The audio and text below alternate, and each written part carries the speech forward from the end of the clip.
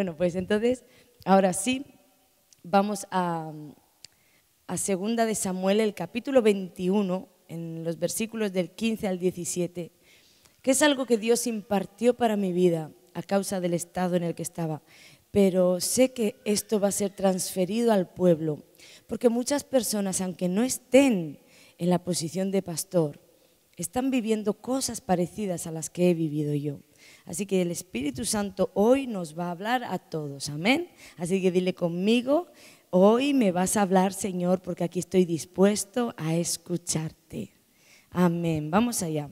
Volvieron los filisteos a hacer la guerra a Israel, y descendió David y sus siervos con él. Y pelearon los filisteos, y David se cansó. Isbi-Benob, uno de los descendientes de los gigantes, cuya lanza pesaba 300 siclos de bronce, y quien estaba ceñido con una espada nueva, trató de matar a David. Mas Abisai, hijo de Sarbia, llegó en su ayuda e hirió al filisteo y lo mató. Entonces los hombres de David le juraron diciendo: nunca más de aquí en adelante saldrás con nosotros a la batalla, no sea que apagues la lámpara de Israel. Amén, amén y amén. Qué texto tan pequeño, pero tan poderoso en contenido. Todos conocemos al rey David, ¿verdad? El ungido de Dios, quien fue puesto por Dios para reinar sobre una nación, y de la persona sobre la cual Dios habló cosas tan extraordinarias como que este hombre tenía un corazón conforme a él. Desde su juventud, Dios lo llamó, lo escogió, lo ungió. A través del profeta Samuel, David fue ungido ahí en presencia de todos sus hermanos y de su padre, pero su reinado no llegó de inmediato. Él tuvo que esperar, como muchos de nosotros estamos esperando, ¿sí? No te preocupes, Dios ha preparado el día de tu promoción. Y el día que David enfrentó a un gigante destinado a destruir a Israel y a destruirlo a él, fue el día que él encontró su promoción. Porque Dios había preparado ese gigante, no para destrucción, sino para promoción de aquel que tenía que ser el rey de una nación. Esta batalla, sabemos cómo David, a causa de la unción, venció a este gigante, y esta batalla, esta victoria, le abrió puertas y llegó al palacio del rey. En aquel tiempo, Saúl era el rey de Israel. Y David tenía la presencia de Dios, portaba sobre él la presencia de Dios de una manera tan poderosa que cuando David comenzaba a tocar el arpa, él era un adorador. Cuando comenzaba a tocar el arpa, los problemas espirituales que tenía su rey, que estaba atormentado y estaba oprimido por espíritus inmundos, los problemas espirituales que el rey de la nación tenía desaparecían, porque esos espíritus no podían soportar la unción que había sobre David. Desde joven fue guerrero, adorador, parte de los salmos los escribió él, pero esa nación de Israel nunca olvidó todo lo que David hizo. La gran proeza que hizo con esa victoria sobre aquel gigante. Era el primero en su generación que mataba a un gigante. Y muchas otras victorias que David trajo después en el reinado de Saúl. Él comenzó con todo esto a hacerse un nombre. Tanto era así que cuando Israel salía a la guerra y venían con la victoria, la Biblia cuenta que las mujeres estaban esperando a este ejército que venía con la victoria y comenzaban a danzar y a cantar. Y esas mujeres habían compuesto un cántico. Y en el cántico toda la honra y la admiración iba dirigida a David. Esto hizo que el corazón de Saúl comenzara a celar, a tener celos, a tener contienda contra él. Porque las mujeres cantaban con sus panderos, danzaban, gritando: Saúl hirió a sus 1000 y David a sus 10.000. Toda la admiración de una nación comenzó a caer sobre este hombre, el ungido de Dios, la persona que Dios había levantado para ser rey. Cuando murió Saúl, David tomó el reinado de Israel y el pueblo ya lo amaba. Era alguien de renombre, tenía fama, tenía el reinado y sobre todas las cosas tenía la unción, lo más importante.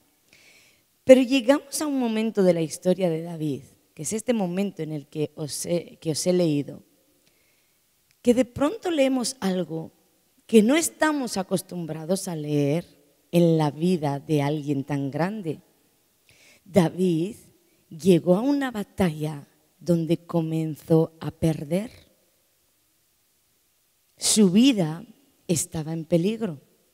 Uno de la familia de aquel gigante que había derrotado, ahora en el presente le estaba derrotando.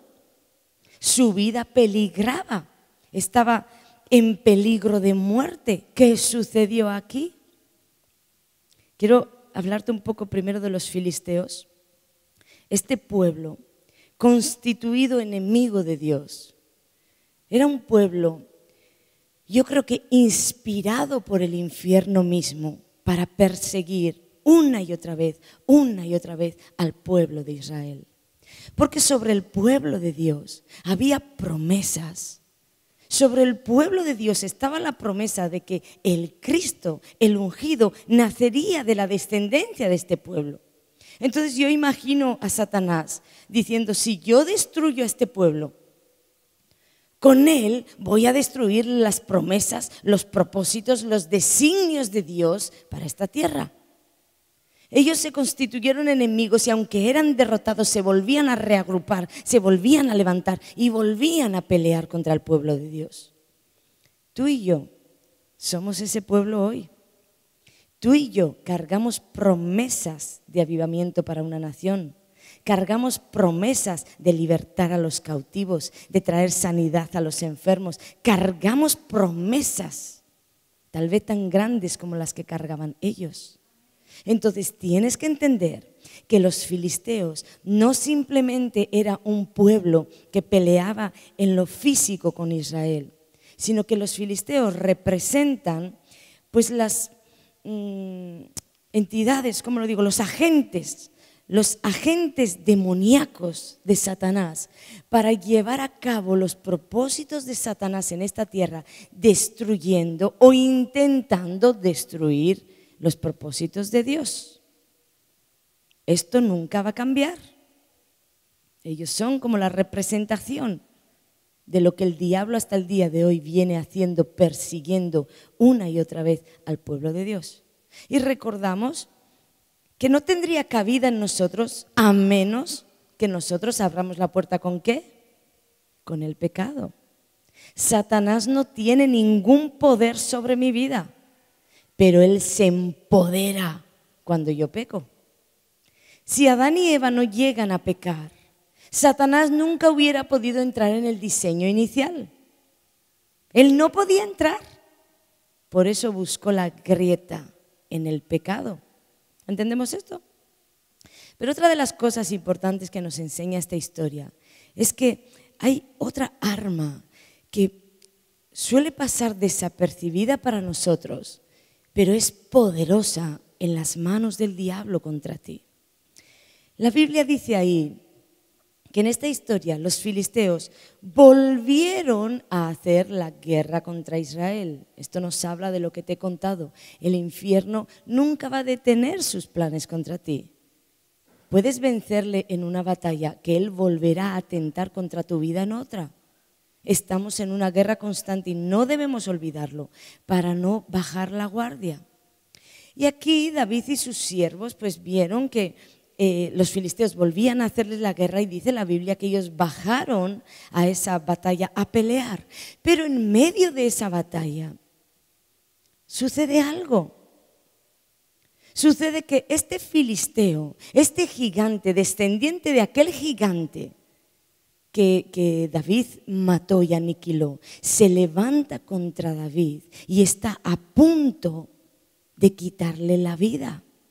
El ungido de Dios, el hombre sobre el cual estaba toda la unción, todas las promesas, el hombre que tiempo atrás había traído la liberación de toda una nación, a causa del oprobio que este gigante tenía contra ellos. Él había sido, vamos a decir, el libertador de Israel. Y ahora estaba en manos de los mismos gigantes, pero en una situación muy diferente. ¿Sabes por qué? No era un juicio de Dios. David no tenía la vida en pecado. Tampoco es que le pasó como a Saúl, que la unción se apartó. No. David era un hombre que buscaba la presencia de Dios y la unción estaba sobre él. Tampoco fue que alguien de los suyos le traicionó. No fue nada de esto. Lo único que sucedió en la vida de David, y casi le cuesta la vida, es que él se cansó. Eso dice la palabra. David estaba cansado. Se cansó y casi le cuesta la vida. El cansancio es una de las armas que Satanás usa contra ti. Y es una de las armas a las que ni tú ni yo le solemos dar la importancia que tienen. No le solemos ni prestar atención. El mismo hombre que a causa de la unción venció a Goliat, ahora estaba siendo vencido a causa del cansancio. ¿Dónde estaba la unción en ese momento? Alguien puede pensar, en ese momento, pastora, no la tenía. David fue un hombre ungido del principio al fin. Y si nosotros predicamos que todo va en aumento y que la unción crece, en este momento de la vida de David, David tenía más unción que cuando mató a Goliat. ¿Qué sucedía aquí? Que la unción estaba, pero la unción estaba mezclada con cansancio. Y esto casi le hace perder la vida. Puedes tener toda la unción. Escúchame, el liderazgo que anda aquí, caminando para acá y para allá, ocupándose de una vida y otra. Puedes tener toda la unción, seguir siendo líder, seguir siendo el rey, llevar una vida en santidad, no tener pecado, estar buscando la presencia de Dios y con todo y más estar en peligro de muerte a causa del cansancio. Esto es lo que nos enseña la palabra de Dios aquí. El cansancio es un arma en las manos de Satanás contra ti. Y el cansancio se puede manifestar de muchas maneras. Hay personas que están completamente agotadas psicológicamente, tienen cansancio mental. Tal vez no han aprendido a tomar cautivo los pensamientos y llevarlos a Jesús. Hay otras personas que tienen cansancio físico. Un cansancio físico tan grande que les impide ir a la presencia de Dios. Pero tú no fuiste creado para estar cansado. Tendrás que organizarte mejor, quitar tiempo del televisor y dárselo al sueño, poner tus prioridades tal vez en otro orden. Y luego está un cansancio con el que muchos aquí nos vamos a identificar, y es el cansancio espiritual. La mayoría de los pastores, de los líderes, de la gente que tiene carga por las almas, tiene el peligro de entrar en este cansancio. Porque te pasas la semana pensando en los problemas de todo el mundo. Porque te pasas la semana pensando en si has solucionado el problema o si ha caído en pecado. Te pasas la semana con un montón de pensamientos negativos en tu mente sin darte cuenta que todo esto te puede estar minando. Y el problema está en que llevamos cargas, o por lo menos así me lo hizo entender Jesús. Llevaba cargas que no me correspondían llevar. Llevaba cargas que no me correspondían llevar. Primera de Timoteo 2. Porque hay un solo Dios. Primera de Timoteo 2, el versículo 5. Colócamelo ahí, por favor. Porque hay un solo Dios y un solo mediador entre Dios y los hombres, Jesucristo, hombre. Los pastores y los líderes y las personas que tienen carga por los hermanos tienen que entender, o tenemos que entender, que nosotros nunca vamos a poder suplir la necesidad de ninguno de ellos, toda la necesidad de ninguno de ellos. No vamos a poder llevarles a la salvación porque esa es la obra del Espíritu Santo. Y ¿sabes qué? No solo lo tenemos que entender, tenemos que dejar de intentarlo. Y el pueblo a su vez tiene que entender que más de lo que me necesita a mí, necesita a su Dios. Con la palabra, con la obediencia y con el Espíritu Santo de tu mano no necesitas más nada. ¿Necesitas qué? A Dios. No soy yo que te voy a quitar las cargas. Porque si no entendemos esto, cualquiera de los 3 escenarios que os he contado va a ser el escenario perfecto para que Satanás envíe un gigante y el gigante que venciste ayer hoy te está matando. Porque la única cura del cansancio, ¿sabes cuál es? El descanso. Acércate a Dios, descansa en Dios, no agotes a tus pastores. Tus pastores no siempre estarán, pero Dios siempre estará. Me gusta este texto, me gusta lo que Jesús habló. Jesús dijo: venid a mí todos los que estáis trabajados y cargados, y yo os haré descansar. Si Jesús hubiera sabido que yo te puedo hacer descansar, te hubiera dicho: correr al pastor, correr a la pastora, todos los trabajados y cargados, que ellos te harán descansar. Pero Jesús no dice nada de eso. ¿Qué dice Jesús? Venid a mí. En un momento dado, yo puedo ser usada por Dios y soy usada por Dios para traer un alivio a tu corazón, para ministrar una liberación, para traer un consuelo, una palabra de aliento.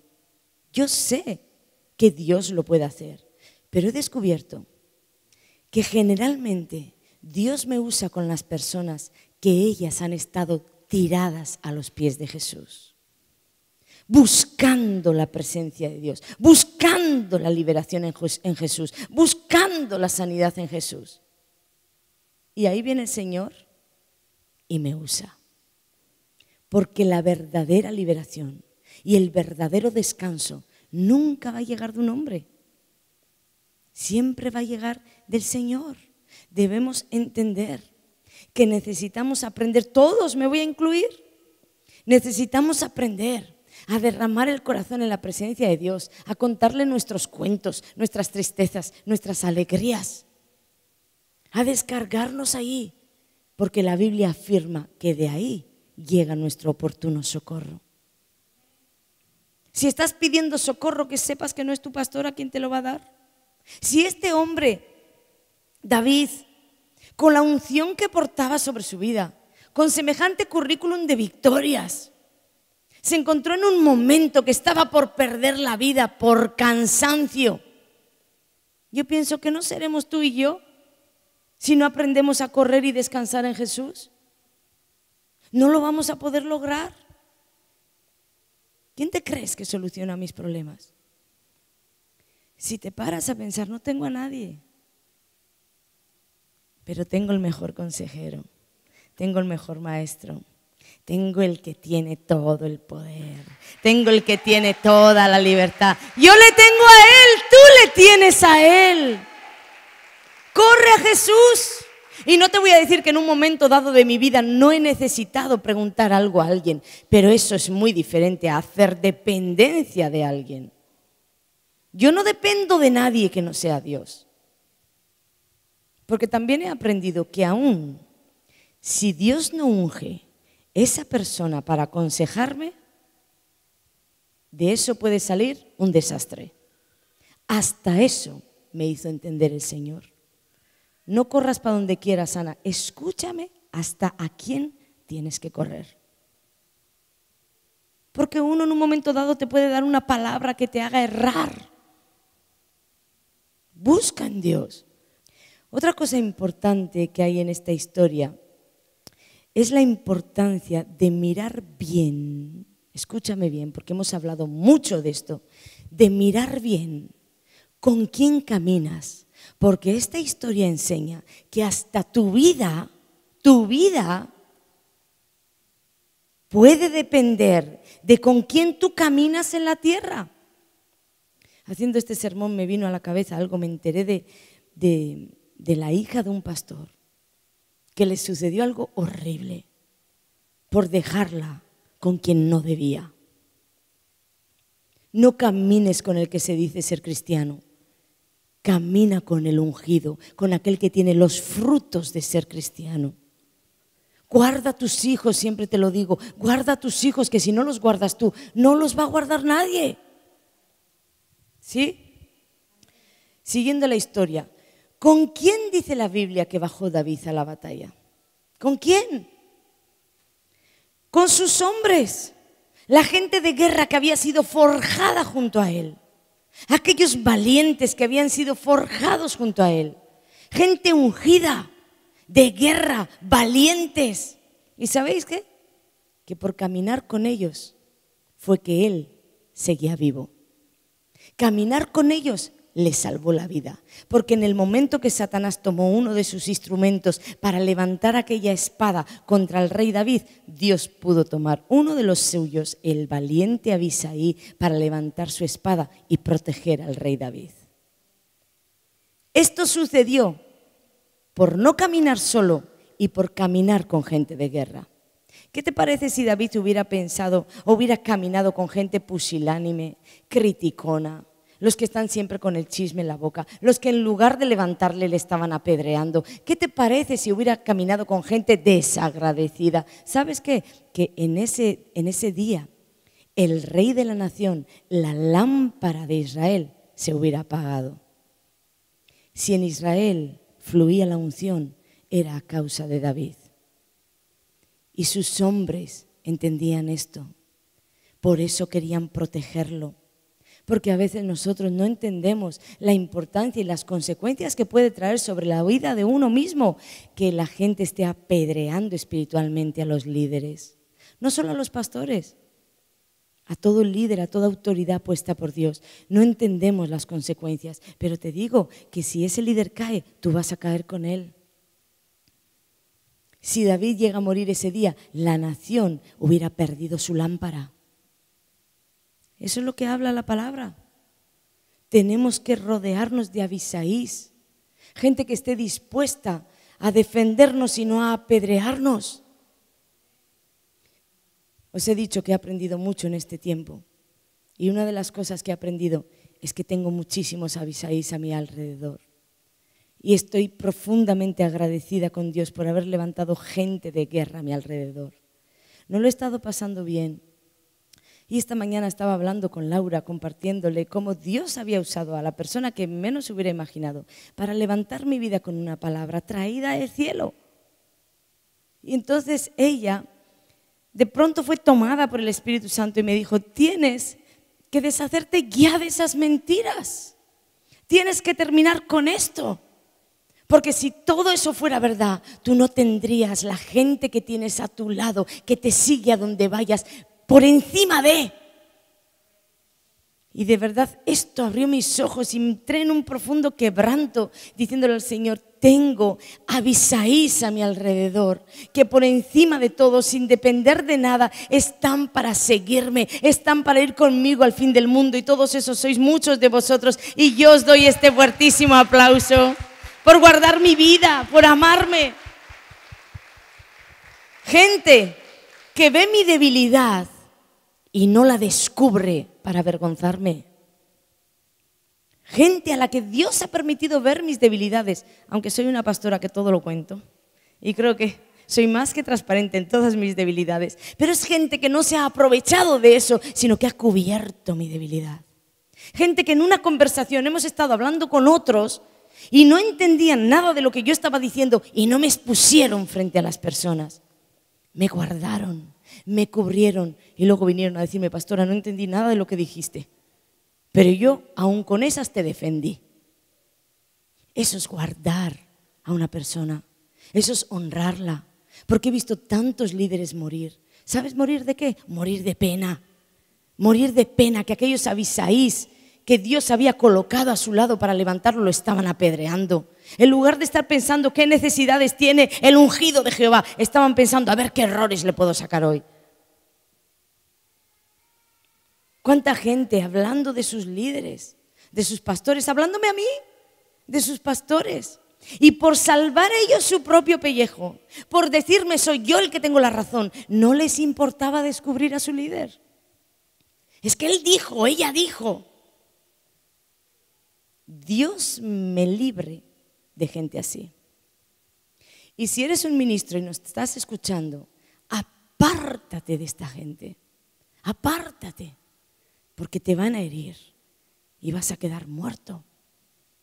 Reúnete con Abisaís, gente que esté a tu lado, dispuesto a pelear tus batallas, dispuesto a dar la vida por ti. Reúnete con esta gente y haz de ellos tu equipo. Yo he determinado en este tiempo, he pensado mucho de verdad. Y Jesús me dijo que siguiera su modelo. Jesús no se reunía con cualquiera. Jesús escogió 12.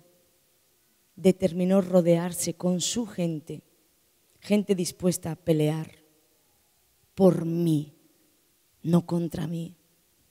Eso es lo que le estoy clamando al Señor. Haz un ejército de guerra con esta gente para ser las primeras líneas de batalla. Gente que esté dispuesta a escucharme. Cuando me ven un error, a guardarme. Escucha bien esto, iglesia. Cuando veas a tu pastora caer en un error o en un pecado, a guardarla. Porque muchos estamos siempre con la visión de no, a mí Dios me ha dado el encargo de corregir a los pastores. Yo he oído tantas veces esto. Y estás ahí con la visión de señalarme, de corregirme. Pues seguramente, estoy absolutamente segura de que precisamente no eres tú el que ha escogido Dios para corregirme. Cuando Dios quiso corregir al rey David, no levantó nadie de la corte para corregirlo, y menos al bufón de la corte para corregirlo. Él escogió bien entre ellos y escogió un profeta, Natán, un hombre que Dios mismo había ungido para corregir a su ungido. Muchos nos tomamos cargos que no tenemos. No te preocupes si yo peco, si yo caigo, si yo cometo un fallo. Porque Dios preparó su Natán. ¿Por qué mejor que corregirme no determinas en tu corazón ser mi Abisaí? ¿Por qué no determinas ser la persona que me levanta, que me apoya? ¿Sabes qué veo en el pueblo? Que falta mucho amor y sobra mucho orgullo. Y esto también lo veo entre los hermanos. ¿Quién te llamó de juez? ¿Quién te llamó de opresor y de verdugo de tu hermano? Te doy una palabra del cielo. La Biblia dice, mira primero la viga que tú tienes en tu ojo, mírala bien para sacarla. Para que luego, una vez que tú sacas la viga que tú tienes en tu ojo, puedas sacar la paja del ojo del hermano. Porque somos los que llevamos la viga y queremos sacar la paja. Falta amor. Y si en algo puedo sentir disgustado al Espíritu Santo, es en nuestra falta de amor entre los hermanos. ¿Saben lo que yo veo en esta historia con David y sus hombres? Que ellos verdaderamente eran un solo hombre. Ellos eran uno, un equipo, estaban unidos. Esos hombres tenían clarísimo que si David era herido, la nación entera lo sufriría. Eso es honra. Eso es protección, eso es respeto. Y ellos determinaron voluntariamente, nadie les obligó. No fue David que obligaba a su gente. Ellos determinaron ser los guardas de la unción para que el ungido no cayera y esa unción siguiera fluyendo en Israel. Por eso dijeron, nunca más de aquí en adelante saldrás con nosotros a la batalla. Estaban hablando a su rey con todo el respeto, pero con todo el coraje y con todo el amor. No puedes morir. Si tú mueres, la lámpara de toda una nación va a morir. Se va a apagar. Y ellos lo entendieron y lo guardaron. Tienes que entender la importancia de cuidar no solo a tus pastores, sino a las personas que están en autoridad en este lugar, las personas que están en autoridad sobre los niños, las personas que están en las cámaras, en el sonido, las personas que están dirigiendo o liderando una danza, una alabanza, el coro, la danza profética. Hay personas en autoridad y ¿sabes lo que veo entre el pueblo? Que nadie se sabe respetar a nadie.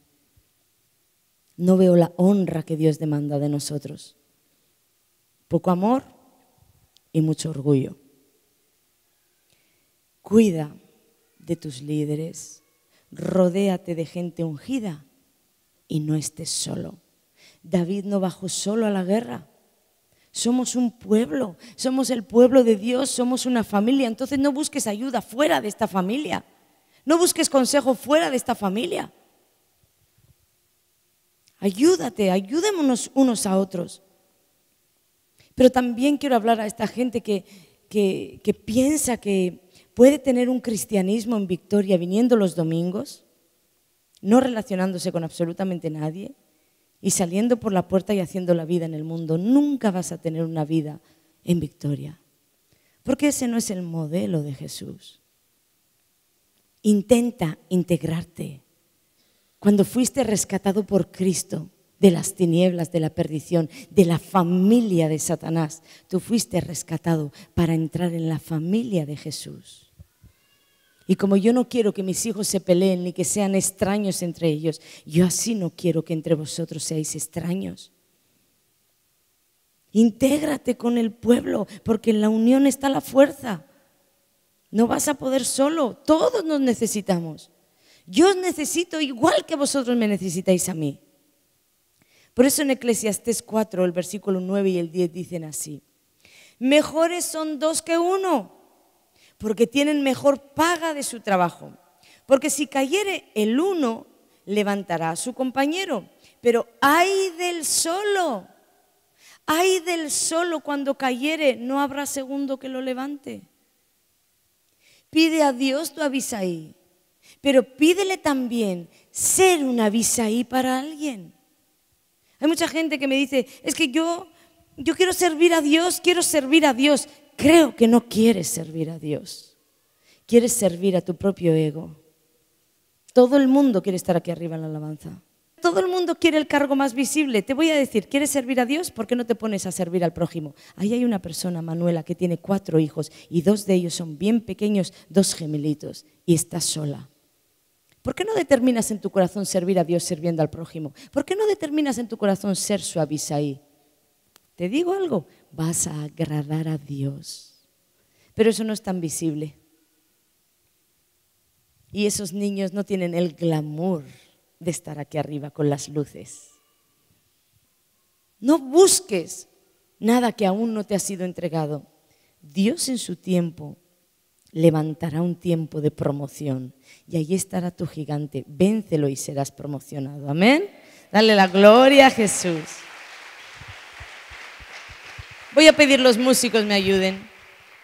Los seres humanos nos cansamos. Algunos están tan cansados. Yo veo entre el pueblo gente cansada porque Dios los metió en pruebas y Satanás los engañó, haciéndoles creer que esas pruebas son fracasos. Y comienzan a compartir cuán fracasados se sienten y cuántos fracasos han tenido en la vida. Necesitan una Abisaí que les diga, no estás fracasado, solo estás siendo preparado. Solo estás siendo preparado. Tú con una palabra de ánimo, de aliento, puedes levantar una vida.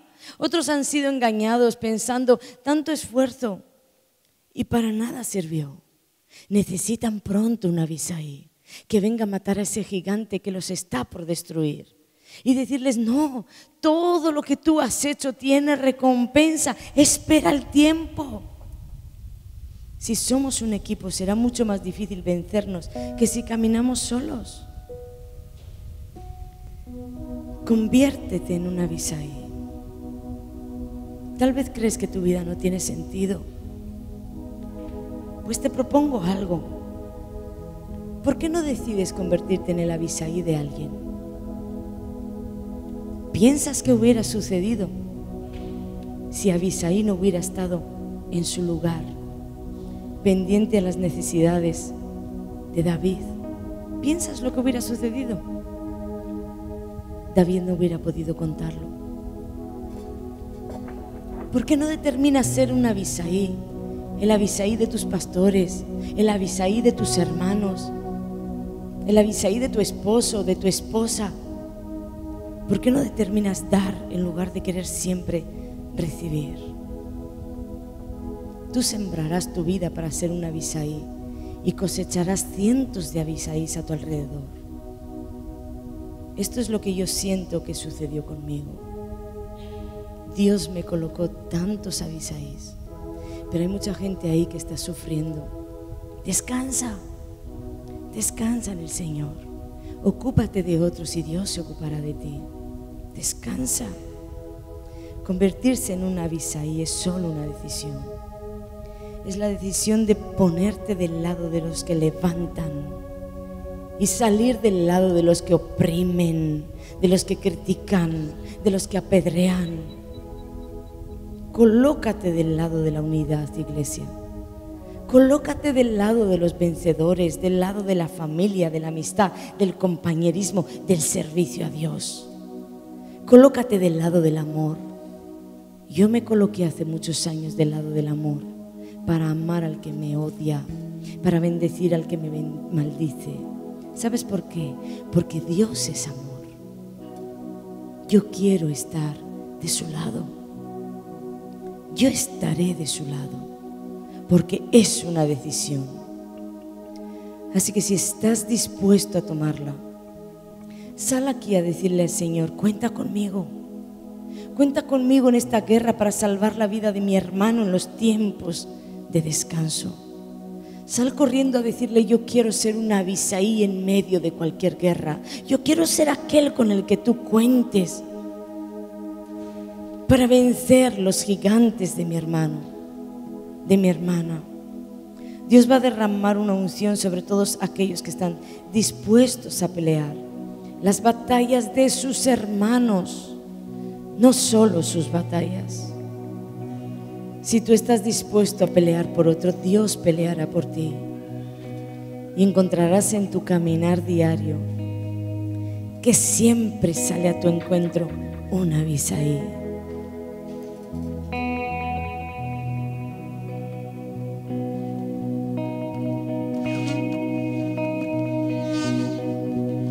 Ocúpate, Padre, de este tu pueblo. Úngelo, Señor, para las batallas más duras, para que obtengan las victorias más gloriosas. Úngelos. Levanta Abisaís de este ejército y levanta Abisaís para este ejército. Abre los cielos hoy